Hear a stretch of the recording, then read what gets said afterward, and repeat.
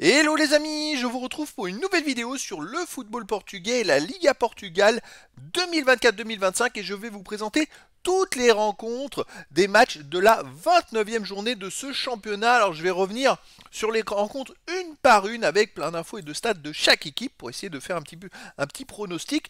Alors c'est vrai que d'habitude je fais des vidéos par équipe, et cette fois je vais faire une vidéo totale pour voir un petit peu ce que ça donne. Et donc les matchs auront lieu du vendredi 11 avril au dimanche 13 avril, avec quand même le 11 avril à 21h15, Gil Vicente 14e contre Vitória Guimarães le 6e. Le samedi 12 avril à 16h30, deux matchs, Boavista 18e contre National Madère 11e, Famalicão 7e contre Estoril 9e, et à 19h Santa Clara 5e contre Sporting Portugal 2e, et à 21h30 Casapia 8e contre FC Porto 4e.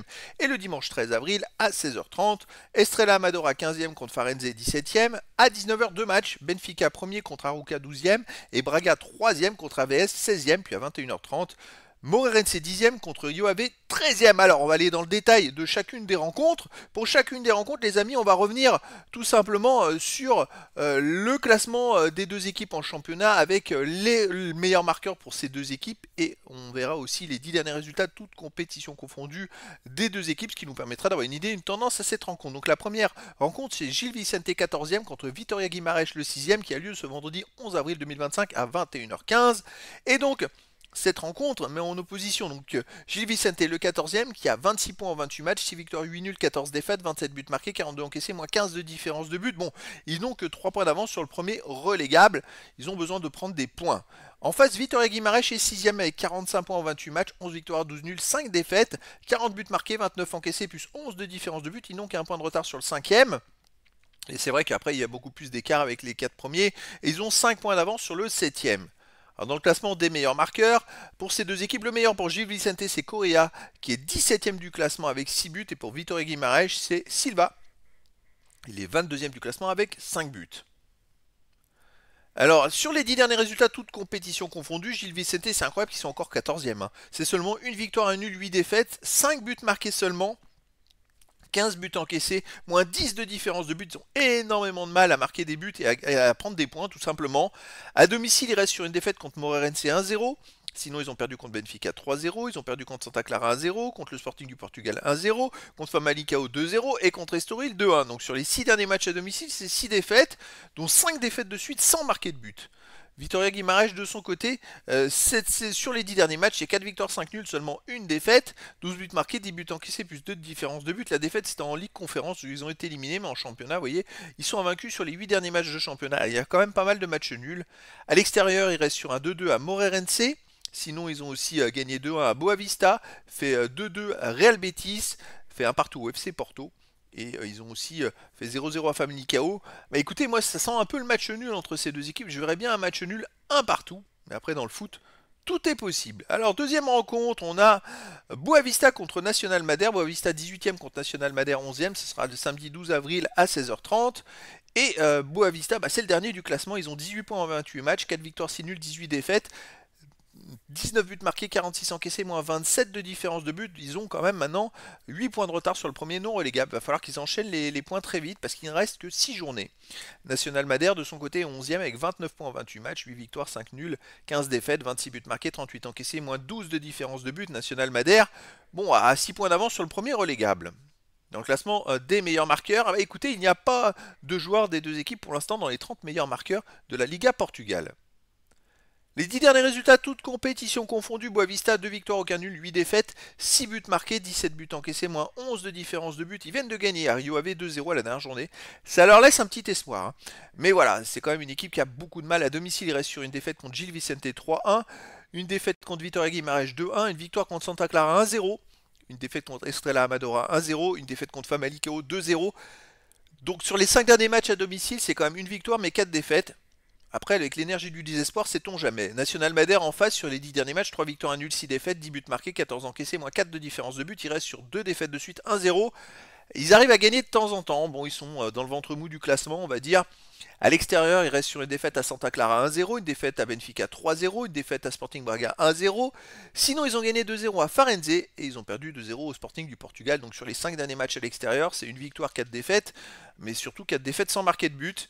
Alors on a deux équipes qui sont un peu au même niveau statistiquement, Boavista à domicile, National Madère à l'extérieur. Bah moi j'aurais bien un match nul, un partout entre ces deux équipes, mais après dans le foot tout est possible. La troisième rencontre sera Famalicão 7e contre Estoril 9e le samedi 12 avril à 16h30. Famalicão 7e avec 40 points en 28 matchs, 10 victoires, 10 nuls, 8 défaites, 35 buts marqués, 31 encaissés, plus 4 de différence de but. Ils ont 5 points de retard sur la 6e place. Bon, il reste 6 matchs à jouer, ils peuvent peut-être espérer grappiller des places encore. Estoril, mais il faut gagner contre Estoril. Estoril est 9e à seulement un point derrière. Ils ont 39 points en 28 matchs, 10 victoires, 9 nuls, 9 défaites, 38 buts marqués, 43 encaissés, moins 5 de différence de but. Donc Estoril et Famalicão se tiennent au classement. Classement des meilleurs marqueurs. Pour Estoril, le meilleur marqueur c'est Marquez. Il est 5e du classement avec 9 buts. Et pour Famalicão, Aranda est aussi 5e du classement avec 9 buts. Pour les autres meilleurs marqueurs, Sorizo de Famalicão est 15e avec 7 buts. Et pour Estoril et Begraoui, 7 buts également. Et pour Estoril, il y a aussi Carvalho avec 5 buts qui est 22e du classement. Les 10 derniers résultats, toutes compétitions confondues, Famalicão ça marche plutôt pas mal, 6 victoires de nuls, 2 défaites, 15 buts marqués, 7 buts encaissés, plus 8 de différence de but. Et encore, vous voyez, les 2 nuls c'était il y a assez longtemps, sur les 7 derniers matchs, c'est 5 victoires et 2 défaites, donc ils ont dû pas mal remonter au classement. À domicile, ils restent sur une victoire contre AVS 4-1, une victoire 1-0 contre Rio Ave, une victoire 2-0 contre Moreirense. Sinon, ils ont fait 0-0 contre Vitória Guimarães et 0-0 contre Estrela Amadora, donc sur les 5 derniers matchs à domicile. C'est 3 victoires et 2 matchs nuls. Mais surtout, les amis, ils ont pris qu'un seul but dans ces 5 matchs. Donc c'est une équipe qui prend pas beaucoup de buts. Le seul but, c'est dans le dernier match, ils gagné 4-1. Ils restent d'ailleurs sur 3 victoires de suite à domicile. Donc, équipe très solide à la maison. Estoril en face sur les 10 derniers matchs, 5 victoires, 3 nuls, 2 défaites, 17 buts marqués, 13 buts encaissés, plus 4 de différence de but. Alors, ils viennent de gagner à la dernière journée, ça leur fait du bien. Après avoir enchaîné 4 matchs de suite sans victoire. À l'extérieur, donc, ils restent sur cette victoire 3-0 à AVS. Sinon, ils ont fait un partout à Arouca. Ils ont perdu 3-1 au Sporting du Portugal, ils ont fait 2-2 à Nacional Funchal et ils ont gagné 2-1 à Gil Vicente. Donc c'est aussi une équipe qui est plutôt solide à l'extérieur. Après pour moi, Famalicão me paraît un peu au-dessus et je verrais bien une victoire 2-1 de Famalicão face à Estoril. Mais après dans le foot, tout est possible. La quatrième rencontre, on aura Santa Clara 5e contre Sporting du Portugal 2e. Ça c'est un bon choc qui aura lieu samedi 12 avril à 19h. Alors Santa Clara, 5e avec 46 points en 28 matchs, 14 victoires, 4 nuls, 10 défaites, 28 buts marqués, 27 encaissés, plus 1 de différence de but. Ils ont 10 points de retard sur le 4e, ils sont 1 point d'avance sur le 6e. Voilà, ils sont en bataille pour les places qualificatives pour les prochaines Coupes d'Europe. Le Sporting du Portugal de son côté est 2e avec 66 points en 28 matchs, 20 victoires, 6 nuls, 2 défaites, 74 buts marqués, 24 encaissés, plus 52 différences de but. Ils ont 2 points de retard sur Benfica, ils ont perdu la première place à la dernière journée après un match nul contre Braga. Et donc maintenant il reste 6 matchs à jouer, donc il n'y a plus le droit à l'erreur s'ils veulent espérer reprendre la première place à Benfica. Au niveau des buteurs, le Sporting du Portugal, il y a le meilleur marqueur de la Liga qui est Gyökeres avec 31 buts. Pour Santa Clara, le meilleur c'est Lopez, il est 9e ex-aequo avec 8 buts. Et pour Sporting du Portugal, Trincao est aussi à 8 buts. Puis également pour le Sporting du Portugal, Arder avec 5 buts. Les 10 derniers résultats, toutes compétitions confondues, Santa Clara, 4 victoires, 3 nuls, 3 défaites, 8 buts marqués, 8 buts encaissés, 0 de différence de but. Santa Clara a perdu à Vitória Guimarães à la dernière journée 2-0 alors qu'ils avaient enchaîné 2 victoires de suite avant. Voilà, c'est des petites séries comme ça et c'est... dans l'ensemble, ils arrivent quand même à enchaîner pas mal de bons résultats et c'est pour ça qu'ils sont 5e du classement. À domicile, ils restent sur une victoire 1-0 contre Nacional Funchal, un nul 1 partout contre Moreirense. Sinon, ils ont aussi perdu contre Benfica 1-0 et battu Casapia 2-1. Donc sur les 4 derniers matchs à domicile, c'est quand même 2 victoires, 1 nul, une seule défaite de justesse contre Benfica, le leader. Donc on va voir ce que ça va donner. Sporting du Portugal sur les 10 derniers matchs, 6 victoires, 4 nuls, aucune défaite, 20 buts marqués, 8 buts encaissés, plus 12 de différence de but. Alors ils avaient même gagné 6 matchs de suite dans cette série. Et un match nul, ils perdent la première place. C'est pour dire que Benfica doit bien carburer aussi de son côté. À l'extérieur, ils restent sur une victoire 3-0 à Estrela Amadora. Ils ont gagné 3-1 à Casapia. Ils ont gagné 1-0 à Gil Vicente. Et ils ont fait 0-0 au Borussia Dortmund. Voilà, ça reste une équipe hyper solide. Ils n'ont plus le droit à l'erreur. Écoutez, je verrais bien une victoire du Sporting du Portugal à Santa Clara. 2 buts à 1. Mais un match très serré. Mais après, dans le foot, tout est possible. Allez, la cinquième rencontre, on aura Casapia 8e qui recevra le FC Porto 4e samedi 12 avril à 21h30. Et donc Casapia 8e avec 40 points en 28 matchs, 11 victoires, 7 nuls, 10 défaites, 34 buts marqués, 36 encaissés, moins 2 de différence de but. Finalement, ils sont dans un tout petit groupe là, avec on va dire 5-6 points de retard sur le 5e et le 6e. Il reste que 6 matchs à jouer pour aller en Coupe d'Europe, ça va être compliqué. En face, le FC Porto est 4ème avec 56 points en 28 matchs, 17 victoires, 5 nuls, 6 défaites, 54 buts marqués, 25 encaissés, plus 29 de différence de but. Porto vient de se faire dépasser par Braga. À la dernière journée, ils ont perdu contre Benfica sèchement chez eux. Mais ils sont en train de... Bon, après, ils ont 10 points d'avance sur le 5ème Santa Clara, un point de retard sur le 3ème, mais voilà, bon, ils seront sûrs de finir en Coupe d'Europe, mais voilà, ils ont un peu raté leur saison. Au niveau des buteurs, pour Porto, il y a le deuxième du classement Agueoua avec 16 buts. Pour Casapia, le 5e Cassiano, 9 buts. Et pour Porto, le 9e Galeno, 8 buts. Également pour Porto, González et Mora à 5 buts. Comme pour Casapia, Morera est aussi à 5 buts. Les 10 derniers résultats, toutes compétitions confondues. Casapia, 4 victoires, 1 nul, 5 défaites, 12 buts marqués, 14 encaissés, moins 2 de différence de but. Il reste sur 2 matchs de suite sans défaite. Avant, ils avaient fait 3 défaites. Avant, c'était des résultats aléatoires. À domicile, il reste sur une victoire 2-1 contre Rio Ave, une défaite 3-1 contre le Sporting du Portugal, une victoire 1-0 contre Gil Vicente, une victoire 1-0 contre Estrela et aussi une victoire 3-1 contre Benfica. Bon, sur les 5 derniers matchs à domicile, c'est quand même 4 victoires et une seule défaite contre le Sporting du Portugal. C'est une équipe qui marche plutôt pas mal. Le FC Porto sur les 10 derniers matchs, 4 victoires, 3 nuls, 3 défaites, 13 buts pour, 12 contre, plus 1 différence de but. Donc il reste sur cette grosse défaite à domicile contre Benfica à 4-1 qui fait beaucoup de mal. Avant ils avaient fait 2 victoires, une défaite et les résultats sont pas au top. Pour une équipe comme Porto. C'est vrai qu'à un moment, ils étaient ex-aequo avec les deux premiers, puis ils ont complètement craqué. Alors à l'extérieur, il reste sur une victoire 2-1 à Estoril, une défaite 1-0 au Sporting Braga, une victoire 2-0 à Arouca, une défaite 3-2 à Rome, et une victoire 1-0 à Farenze. Donc sur les 5 derniers matchs à l'extérieur, c'est 3 victoires, 2 défaites. Des résultats un peu mitigés. Attention à Casapia, parce que ça peut être un match très intéressant. Moi, j'aurais bien un match nul, un partout entre ces deux équipes, mais après, dans le foot, tout est possible. Allez, on arrive aux rencontres du dimanche. On aura Estrella Amadora 15e qui recevra Farenze le 17e dimanche 13 avril à 16h30. Et donc Estrella Amadora 15e avec 26 points en 28 matchs, 6 victoires, 8 nuls, 14 défaites, 22 buts marqués, 41 encaissés, moins 19 de différence de but. Ils ont 3 points d'avance sur le premier relégable. Et tandis que Farenze est 17ème et relégable, ils ont 18 points en 28 matchs, 3 victoires, 9 nuls, 16 défaites, 19 buts marqués, 40 encaissés, moins 21 de différence de but. Donc Farenze est à 8 points au classement d'Estrella Amadora. C'est un peu le match de la dernière chance pour eux, s'ils veulent se maintenir, parce que déjà qu'il y a 8 points d'écart, il reste que 6 journées, 18 points possibles, ça deviendrait compliqué. Au niveau des meilleurs marqueurs, il n'y a que pour Estrella Amadora Kikas qui apparaît avec 5 buts en 22e position. Il n'y a pas d'autres joueurs des deux équipes dans ce classement pour l'instant. Les 10 derniers résultats, toutes compétitions confondues. Estrella Amadora, 2 victoires, 4 nuls, 4 défaites, 6 buts pour, 11 contre, moins 5 de différence de but. Voilà, ils ont du mal à marquer des buts et donc indirectement à prendre des points, même s'ils restent sur une victoire à l'extérieur à National Funchal qui leur fait du bien après avoir fait 5 matchs de suite sans victoire.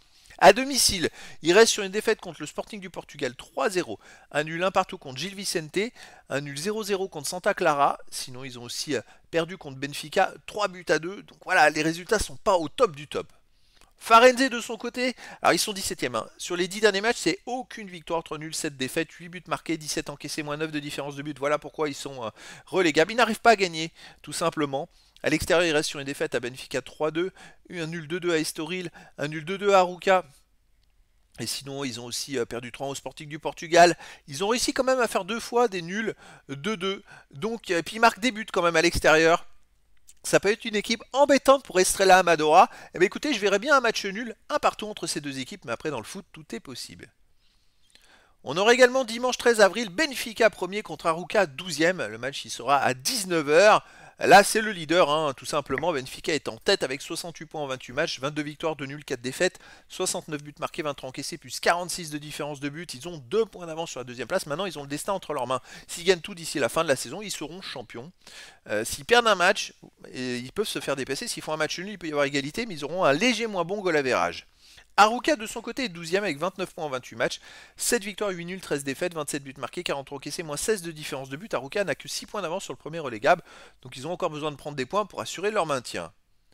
Au niveau des meilleurs marqueurs, pour Benfica, il y a le 3ème du classement Pavlidis avec 15 buts, également le 5ème ex-aequo Arthur Kouglou 9 buts, et aussi en 9ème place ex-aequo Di Maria et Bruma pour Benfica avec 8 buts.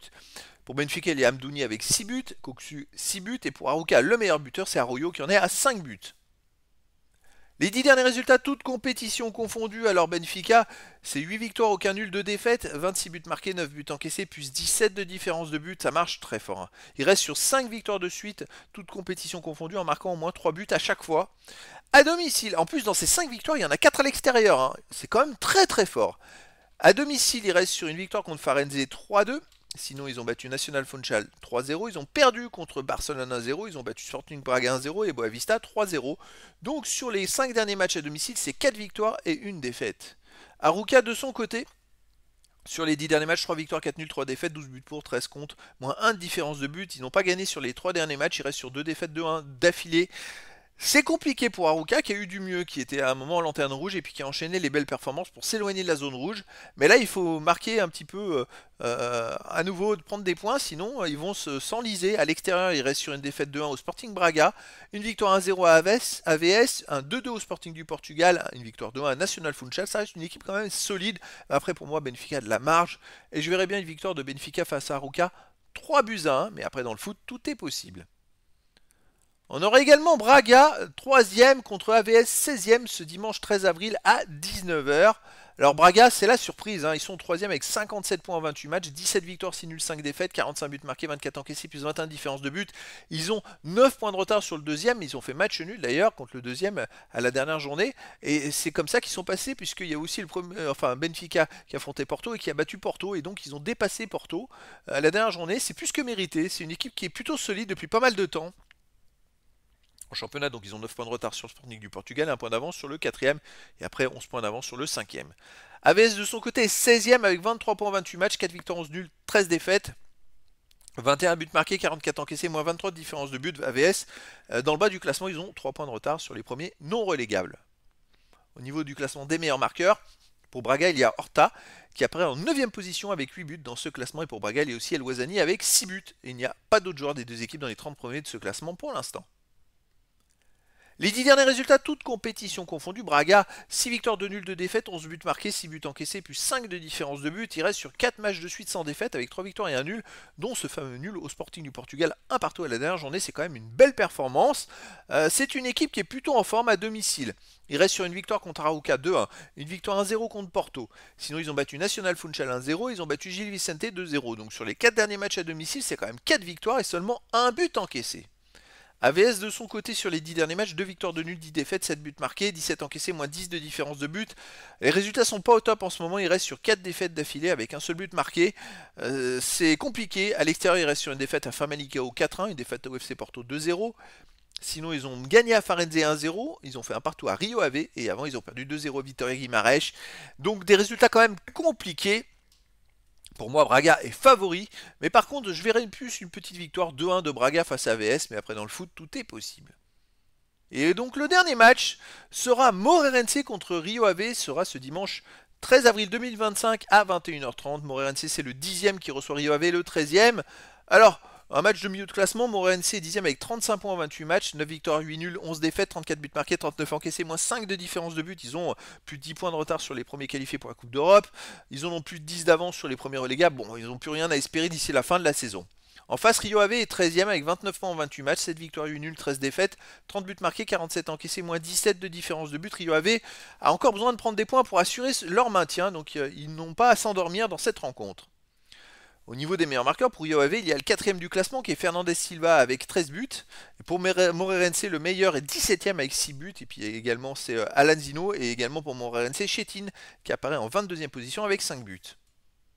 Les 10 derniers résultats, toutes compétitions confondues. Moreirense, c'est 3 victoires, 3 nuls, 4 défaites, 12 buts marqués, 14 encaissés, moins 2 de différence de but. Il reste sur 5 matchs de suite sans défaite, avec 2 victoires et 3 nuls. Donc il y a du mieux, hein. On va dire que ça, en ce moment ça marche plutôt pas mal. À domicile, il reste sur un 2-2 contre Vitória Guimarães, une victoire 1-0 contre Boavista, un nul 1 partout contre Estrela Amadora, une victoire 3-2 contre Casapia et une défaite de 1 contre le Sporting de Braga. Donc c'est vrai que sur les 5 derniers matchs à domicile, c'est quand même 2 victoires, 2 nuls, une défaite. Rio Ave de son côté sur les 10 derniers matchs, c'est 2 victoires, 2 nuls, 6 défaites, 10 buts marqués, 16 buts encaissés, moins 6 de différence de but. Par contre, ça va pas du tout en ce moment, il reste sur 5 défaites de suite, toutes compétitions confondues. À l'extérieur, il reste sur une défaite en Coupe du Portugal 2-0 au Sporting du Portugal. Sinon, ils ont aussi perdu 2-1 à Casapia, ils ont perdu 1-0 à Famalicão. Je prends que les matchs à l'extérieur, ils ont perdu 2-1 à Estoril et ils ont fait un partout à Arouca. Donc depuis ce nul à Arouca, ils viennent d'enchaîner 4 défaites de suite à l'extérieur. Alors c'est vrai qu'ils ont peut-être un peu plus d'enjeux à jouer que Moreirense. Moi je verrais plus un match nul, un partout entre ces deux équipes. Mais après dans le foot, tout est possible. Et donc voilà les amis, c'était la présentation avec toutes les infos, pronos également, de tous les matchs de la 29e journée du championnat de football de Liga Portugal, saison 2024-2025. Voilà les amis, je vous dis à très bientôt pour une nouvelle vidéo.